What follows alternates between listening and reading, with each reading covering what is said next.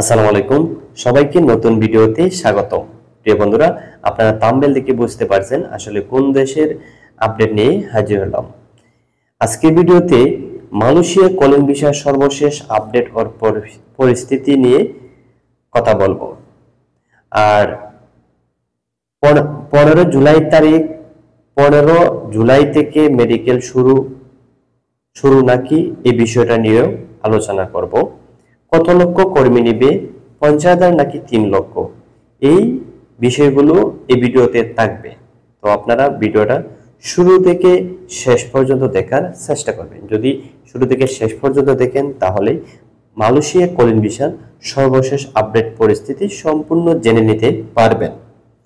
প্রিয় বন্ধুরা, চলুন মূল ভিডিওতে আমরা চলে যাই। প্রিয় বন্ধুরা আমার, আপনারা অনেকে জানেন যে 2025 সালে মে মাসের 15 থেকে 16 তারিখ পর্যন্তই কিন্তু মালয়েশিয়া কলিং ভিসা খোলার সম্ভাবনা থাকে। তো এই সম্ভাবনাটা কোথা থেকে এসেছে আপনারা তাও জানেন। ডক্টর আসিফ নজরুল স্যার উনি যখন মালয়েশিয়াতে গিয়েছেন, উনি যখন কথা বলে আসছেন যে মালয়েশিয়া শ্রম বাজার খুলে দিবে, তখন থেকে 21 এবং 22 মে মোট 2 দিন আমাদের ঢাকা দুটি মিটিং হয়ে থাকে। ওই দুটি মিটিং হওয়ার পরে আবার বলছে যে ঈদের পরপরই মেডিকেল শুরু হয়ে যাবে। এখন পর্যন্ত আমরা মালয়েশিয়া কলিং ভিসার কোনো আপডেট পাইনি। তো আবার কিন্তু সিদ্ধান্ত নেওয়া হচ্ছে, সম্ভবত তারিখ দেওয়া হচ্ছে একটা, যে 15 জুলাই থেকে মেডিকেল শুরু হবে। তো এটা সত্য নাকি মিথ্যা, এই বিষয়টাই আপনাদেরকে জেনে দেই। প্রিয় বন্ধুরা, এই যে আবারও যে মালয়েশিয়া শ্রম বাজারের যে ঘোষণাটা দিয়েছে 15 জুলাই মেডিকেল হবে, এটা কিন্তু কোনো শিওর নেই, হতে পারে বা নাও হতে পারে। তো 15 তারিখে মেডিকেল শুরু হবে বা হবে না, এটা কোনো সিদ্ধান্ত পাওয়া যায়নি, হতে পারে বা নাও হতে পারে। তো আরেকটা বিষয় হচ্ছে, মালয়েশিয়া শ্রম বাজার যখন পুরোপুরি চালু হয়ে যাবে তখন অনেক কর্মী নিবে। তবে অনেকের প্রশ্ন করতেছেন যে 50,000 নাকি না 3 লক্ষ লোক। তো আমার মতে এত কর্মী মালয়েশিয়া নিবে না। আমাদের বাংলাদেশ থেকে, অন্যান্য দেশ থেকেও এক মালয়েশিয়া কলিং ভিসা নিয়ে যাচ্ছে। তো বর্তমানে সিন্ডিকেটের কারণে আমাদের সমস্যা হচ্ছে মূলত। তো 40 থেকে 50-এর ভিতরে, এর ভিতরের কর্মীগুলো বিভিন্ন সেক্টরে, শুধু কলিং ভিসা প্লান্টেশন সেক্টরে না, বিভিন্ন সেক্টরে কর্মী নিয়োগ করা হবে, মালয়েশিয়া সরকার ঘোষণা দিয়েছে।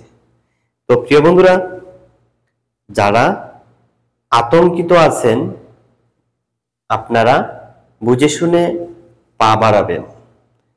আপনারা যে কোনো এজেন্টে যদি বলে আপনারা পাসপোর্টগুলো জমা দেওয়ার চেষ্টা করবেন না। আপনারা ঠিক সময়ে, যথাযথ সময়ে পাসপোর্ট আপনারা জমা দিবেন মালয়েশিয়ার জন্য। আপনাদের হাতে রাখেন, যখনই মেডিকেল শুরু হবে তখনই আপনারা পাসপোর্ট জমা দিবেন।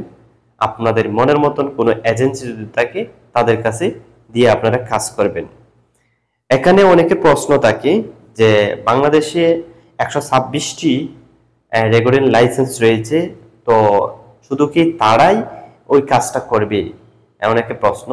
তো হ্যাঁ, এই প্রশ্ন থেকে আমি বলি সবাই কাজ করতে পারবে। যাদের রেগুলার লাইসেন্স নাই, ট্রেড লাইসেন্স আছে, ওরাও কিন্তু কাজটা করতে পারবে মালয়েশিয়ার। তো ওরা কাজ করতে পারবে বলতে, যারা রেগুলার লাইসেন্স রয়েছে তারা শুধু মেইন কাজগুলো করবে ভিসা প্রসেসিং এর, আর বাহিরের যে কাজগুলো পাসপোর্ট আদান প্রদান করা, মেডিকেল করানো, হ্যাঁ, এগুলো কাজ করবে ট্রেড লাইসেন্স নিয়ে যারা কাজ করতেছেন, সাপ্লাইদার, বাংলাদেশে অনেক এজেন্সি রয়েছে, তারা করতে পারবেন। কোনো বাধা বৃত্তি কোনো কিছু হবে না। তবে 126টি আরএল নাম্বার রয়েছে। আগের 2024 সালে যে কিছু কলিং ভিসা হয়েছিল, এইভাবেই 126টি আরএল নাম্বারে কাজগুলো সম্পন্ন করে নেবে মালয়েশিয়া। তো প্রিয় বন্ধুরা, আপনারা অপেক্ষা করে সময় নিয়ে ধৈর্য ধরে থাকেন ভালো একটা কিছু পাওয়ার জন্য মালয়েশিয়া। তো আপনারা ইনশাল্লাহ যদি মালয়েশিয়া পুরোপুরি চালু হয়ে যেতে পারবেন, অনেক কর্মী নেবে। তো আশাবাদ রেখেই আপনারা ধৈর্য ধরে থাকেন, ভালো একটা ফলাফল শেষের দিকে পাবেন। তো প্রিয় বন্ধুরা, সবাই ভালো থাকেন, সুস্থ থাকেন। আজকে এই পর্যন্তই মালয়েশিয়ার নিউজ। পরবর্তীতে আরো নতুন নিউজ আসলে আপনাদেরকে জানিয়ে দেব। ওকে, ভালো থাকেন, আল্লাহ হাফেজ।